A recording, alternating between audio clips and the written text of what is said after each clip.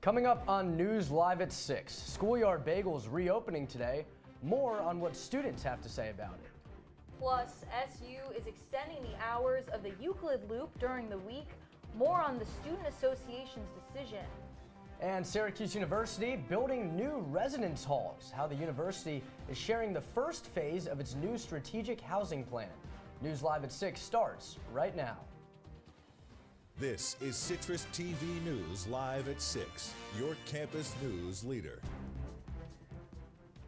The Schoolyard Bagel shutdown has come to an end. Good evening, I'm Bradley Hoppenstein. And I'm Maddie Stelk. New tonight, the new Marshall Street Bagel Store is back after a 2-week hiatus, but it's still going to take some time for it to live up to all of its promises. In a CitrusTV exclusive, this morning Schoolyard Bagels reopened after closing for a few weeks, and our reporter Isabella Galan is outside of Schoolyard Bagels right now. Isabella, what has today been like at Schoolyard?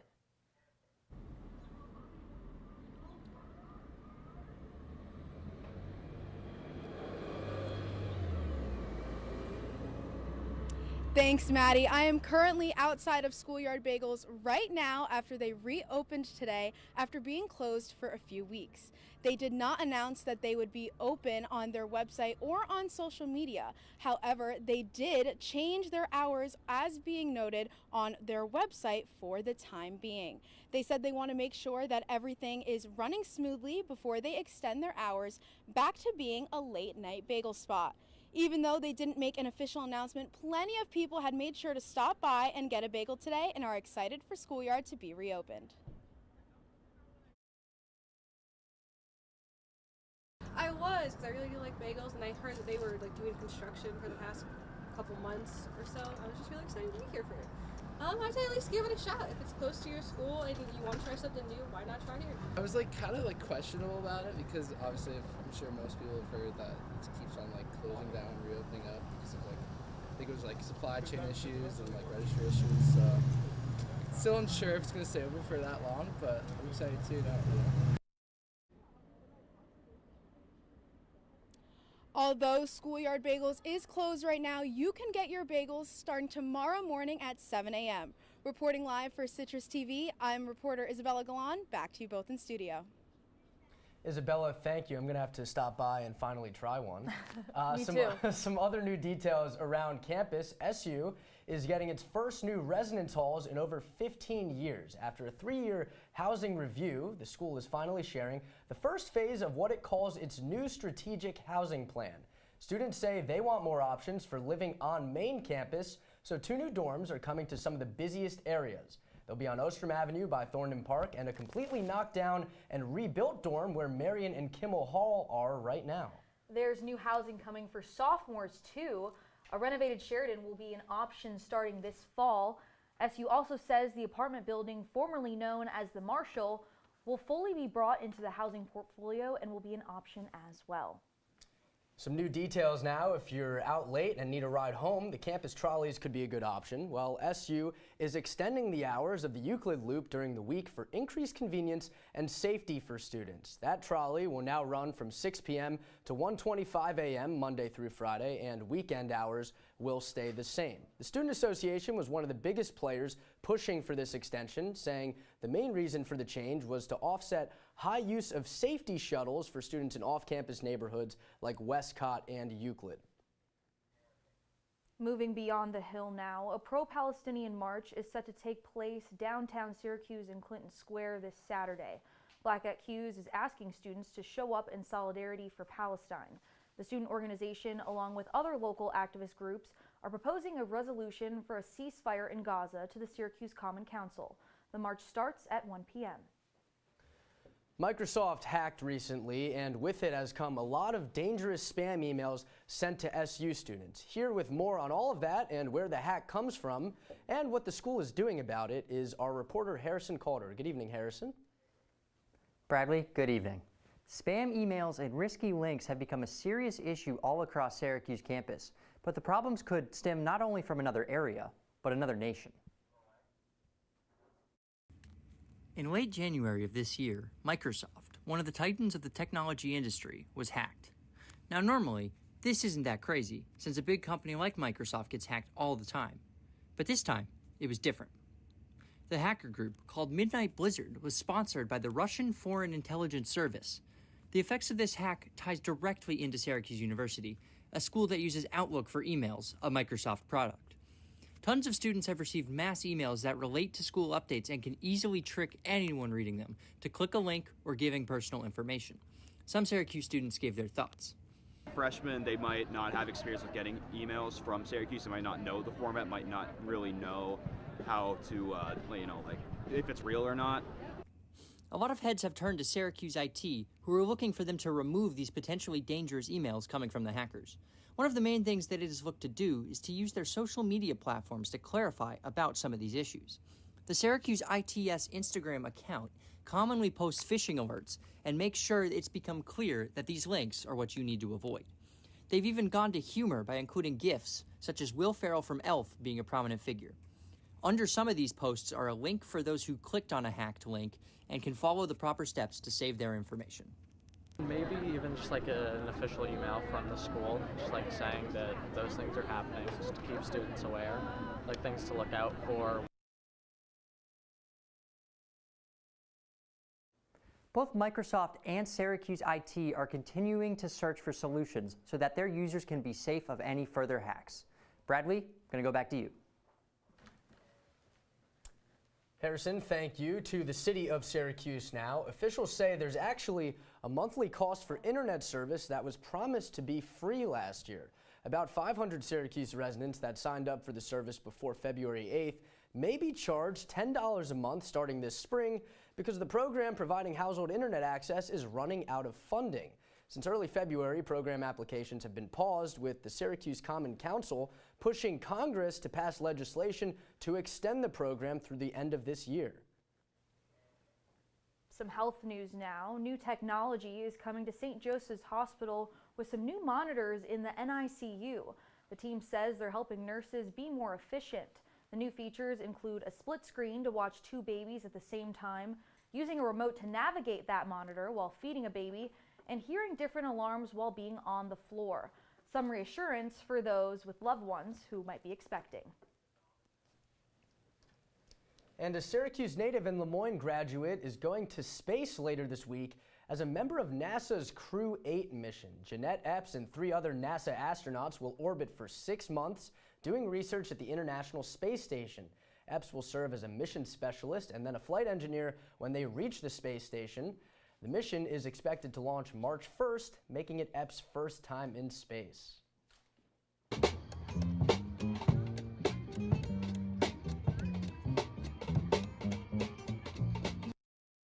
And while some say that's the sound of music, I say that's the sound of fun in the sun. It was pretty sunny outside with 51 degrees out there today. Clouds were a bit sparse, but otherwise it was bright and sunny. Now, there was a small wind, but you know what? That doesn't matter when the sun's so bright. If we look at our temperatures around the area now, you can see that the rest of Syracuse and the rest of the upstate community was feeling that heat today. 47 in Cortland, and Binghamton was sitting at 51. Rome takes the prize spot, as well as Elmira, with 53 degrees. And Rochester, they're still struggling with the 45s. But all in all, pretty sunny all around. If you look at tonight, though, you're going to see that the temperatures are going to be around 39 degrees with a little bit of a wind throughout the night. Clouds are going to be dotted around. Unless you're staring at doing some nighttime gazing, you're not going to find much issue with it. Temperatures are going to stay rather consistent, though, and that's going to be all for weather today. What's going on with the rest of the news, guys? Tyler, thank you. And the murder trial for 21-year-old Devere Griswold, the man who has been accused in killing an 11-year-old girl in January last year, has been postponed. The trial was supposed to start today, but the prosecutor told the judge that some evidence was not given to the defense far enough in advance. Griswold's trial will now start in the summer on June 3rd. The other 2 people involved in the killing have already pled guilty and will serve at least 25 years in prison. And a teaching assistant in the Madison Central School District has been arrested for alleged sexual activity with a male student under the age of 17. The Madison County Sheriff's Office arrested 44-year-old Wendy Lumen on February 23rd. Lumen was reportedly sending inappropriate images to several underage male students using Snapchat. The investigation also led to allegations of sexual activity between Lumen and at least one male student under the age of 17. She's now facing criminal charges of rape in the 3rd degree, felony, and sexual misconduct. And to New York City now, where students at the Albert Einstein College of Medicine in New York will be receiving free tuition after a $1 billion donation from a former faculty member. 93-year-old Dr. Ruth Gottesman, who spent 55 years as the chair of the school's board, made the donation in the name of her late husband, David. The $1 billion gift will have an immediate effect on all current 4th-year students by reimbursing their spring 2024 tuition payment. When we come back, a one-man protest turned deadly in the nation's capital over the weekend while an active duty airman lit himself on fire. Plus, a social media storm after a court storm gone wrong. The new calls to ban one of college basketball's most historic traditions. Welcome to my house. Lately, not my happy place. Everybody's pretty tired of each other. The parents were not themselves. My little brothers were morphing into small creatures. The walls were closing in. Clearly, a case of too much family, too close, 24/7. And there's a lot of that going around right now. If this sounds like your house, try going someplace new. YourLifeYourVoice.org. You'll find lots of ideas to help you handle the family stresses of being confined to close quarters. YourLifeYourVoice.org. It might not get you out of the house, but it could help you find a little more breathing room.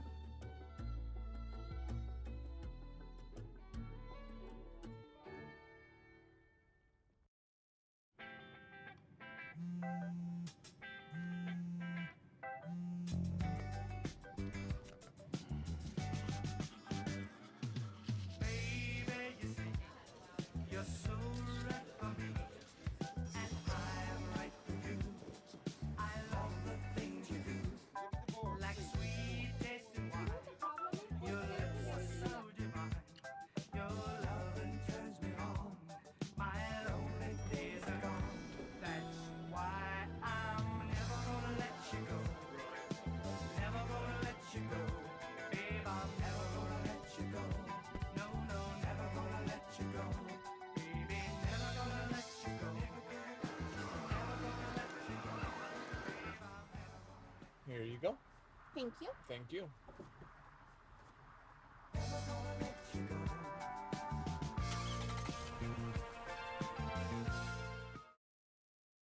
You're watching Citrus TV News live at 6 with Bradley Hoppenstein, Maddie Stelk, and Tyler Oldano. Now, your campus news leader continues. Welcome back. The latest in Washington, D.C., an active duty member of the U.S. Air Force has died after setting himself on fire outside the Israeli embassy yesterday. 25-year-old Aaron Bushnell posted to Facebook with a link to Twitch where he live streamed the whole thing. Yeah, we've chosen not to show the whole video since it's very graphic, but you can see he's wearing his military uniform and says he doesn't want to be complicit in violence against Palestinians. He then puts his phone down and lights himself on fire, yelling "Free Palestine" before collapsing to the ground. The Israeli embassy says none of its staffers were injured in the event. And Ronna McDaniel says she is stepping down as chair of the Republican National Committee after Donald Trump said it's time for a change. The decision, right on the heels of the South Carolina primary, comes after the former president said the party needs a new slate of leaders. Trump, who handpicked McDaniel after the 2016 election, has already endorsed North Carolina GOP chairman Michael Whatley to be the next chair of the RNC. He's also floated his daughter-in-law, Laura Trump, to be co-chair and top campaign aide Chris Lasivita to be the party's chief operating officer. Overseas, Sweden has the votes to join NATO thanks to Hungary.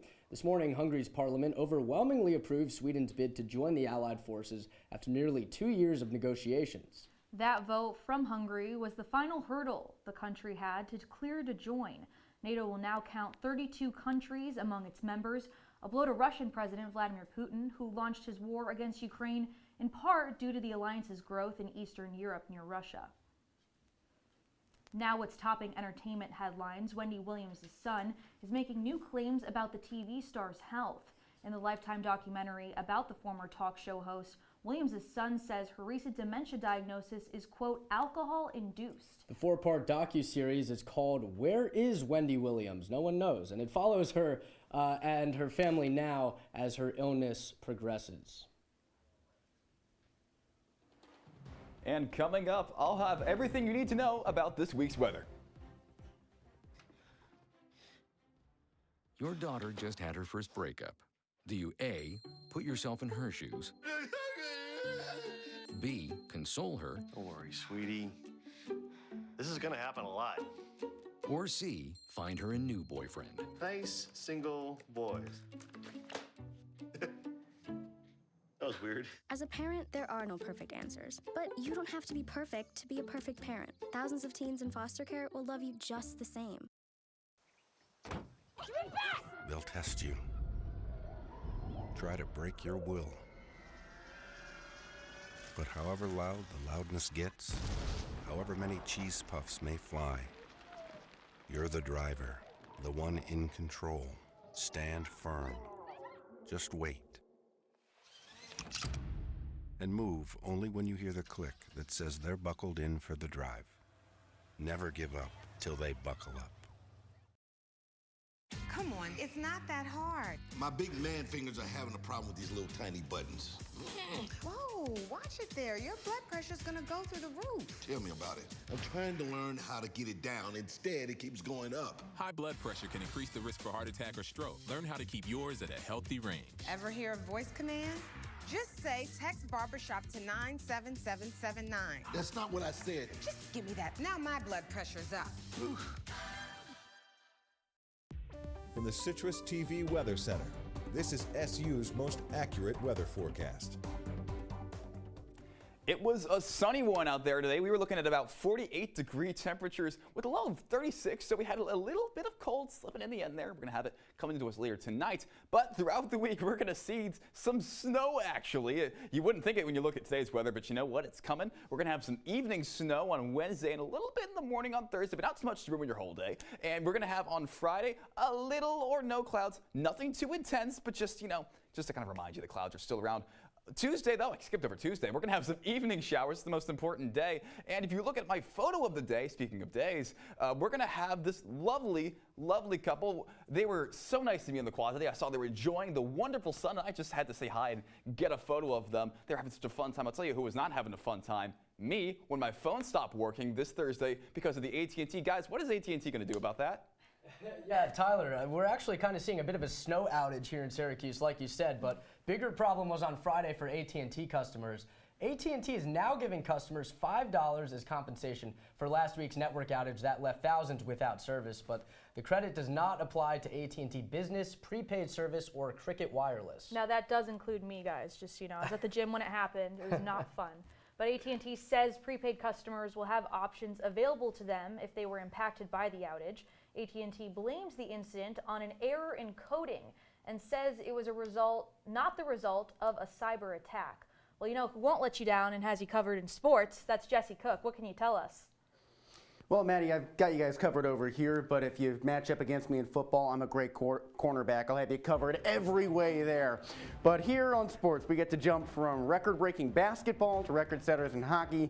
It really was a packed weekend for local sports, and we've got everything covered after a quick break.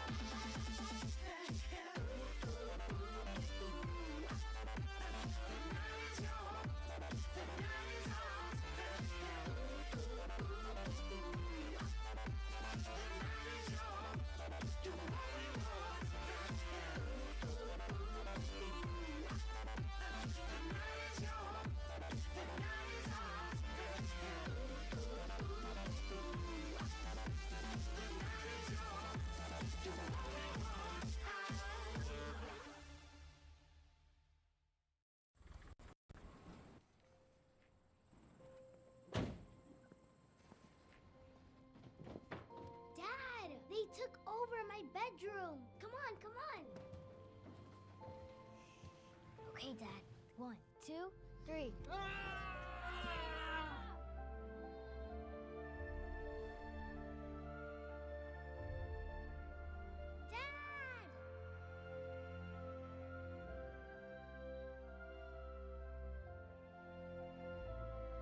You saved me. Dad? Are you okay? I'm fine, dear.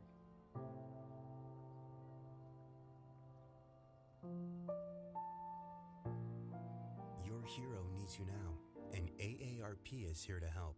Find the care guides you need at aarp.org/caregiving.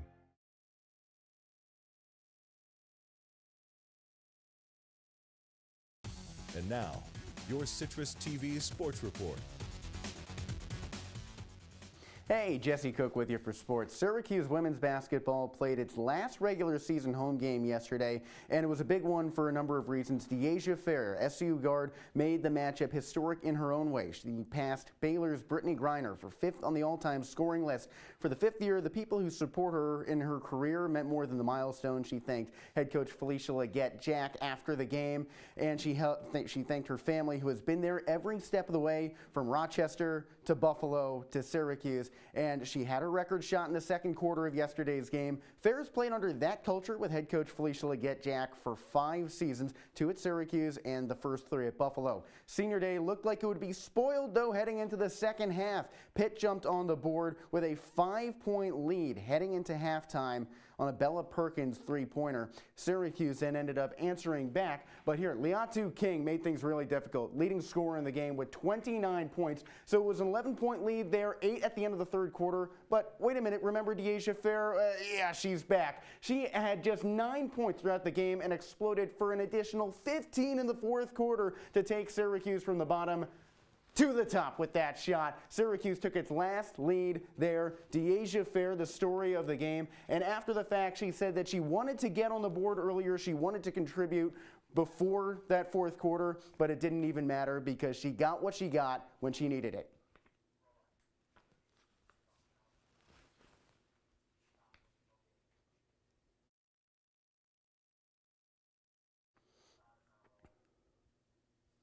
Well, it looks like we're having some difficulties there, but Deasia Fair essentially said that she wanted to get on the board earlier, but it doesn't matter.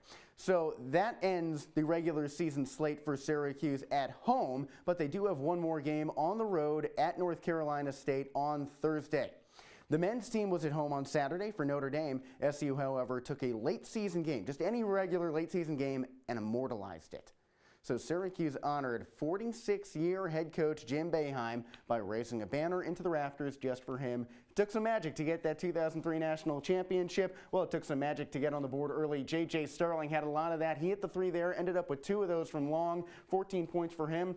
Notre Dame answered back. Syracuse was still up by 20 at the half, but this is where the comeback started. The Fighting Irish getting back into the game. Julian Roper with a pair of 3-pointers. Syracuse had every starter, though, jump into double figures on the game, and that's how Syracuse came out with the win. One of those was J.J. Starling. He scored 10 points, went perfect from the field, 4 for 4.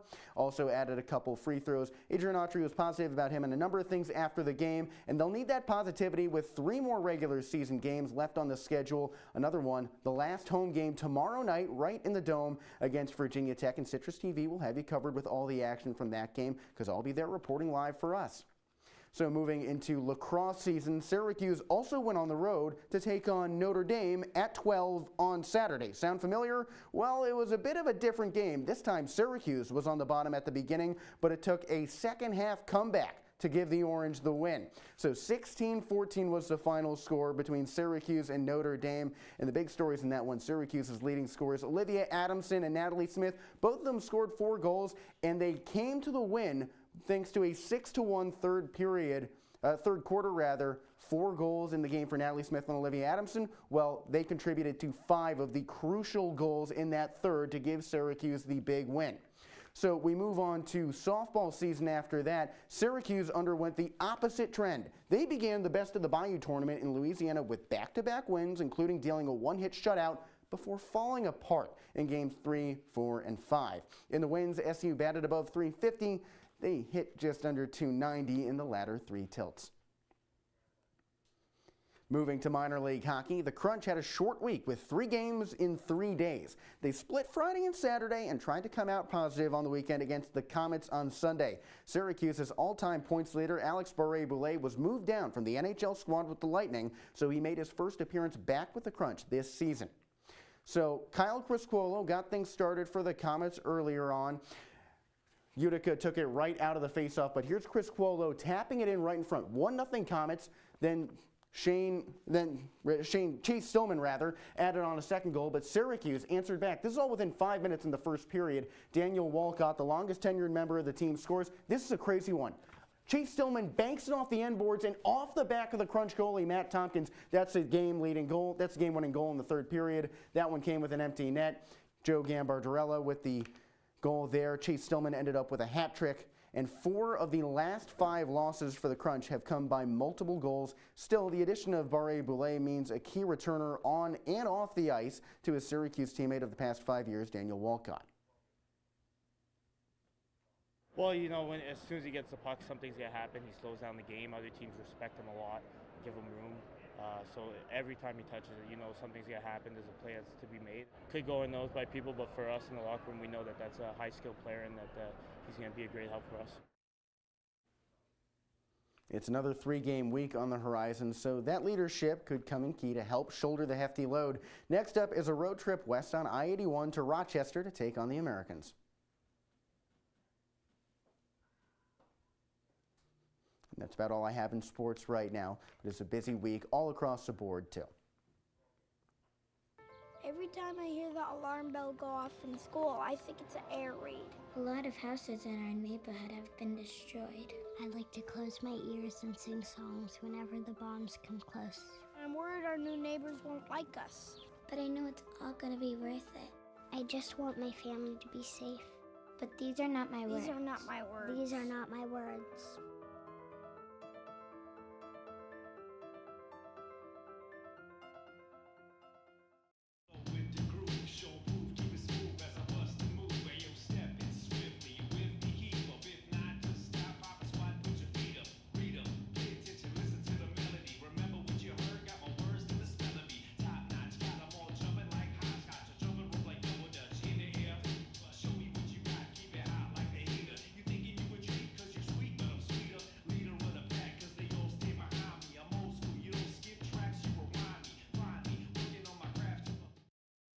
I don't think that many kids in my son's school even do it.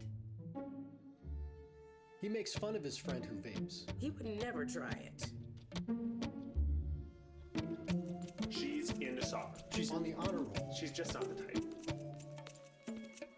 No way. No way. No way. No way, my kid would never vape. Get your head out of the cloud. Today, nearly 8,000 kids will start vaping. Maybe even yours. Learn about the dangers at talkaboutvaping.org. And this is our wake-up weather for tomorrow morning. It's going to start out at about 63 degrees, but it's going to warm up a little bit throughout the day. The afternoon is going to be a little bit rainy, though, because, well, that's just the way the clouds are working tomorrow morning. But you know what? It's going to be a clear morning. Afternoon's going to be a bit rainy. Not too much to worry about. All right, Tyler, as long as it stays warm. All right, well, before we go, there's a bit of a controversy that happened over the weekend. So for college students like us here at SU, storming the court after a basketball game might become a thing of the past. Take a look at this video. Wake Forest fans court storming after upsetting Duke on Saturday, starting a new conversation about possibly banning the college sports tradition. Now, Duke's head coach is now calling for action after one of his star players got hurt. That player was sophomore center Kyle Flipowski, who head coach John Shayer says sprained his ankle and wants to ban court storming. Now, this was after a huge upset, Wake Forest beating Duke. And we also had a huge upset a couple weeks prior when SU beat UNC. Mm-hmm. So, and we stormed not we, I wasn't there, but SU stormed the court as well. So, very interesting to see this being taken place. Jesse, your 2 cents on this, really quick. Don't ban it. All right. Well, have a great evening, everyone. I'm Maddie Stelk. And I'm Bradley Hoppenstein.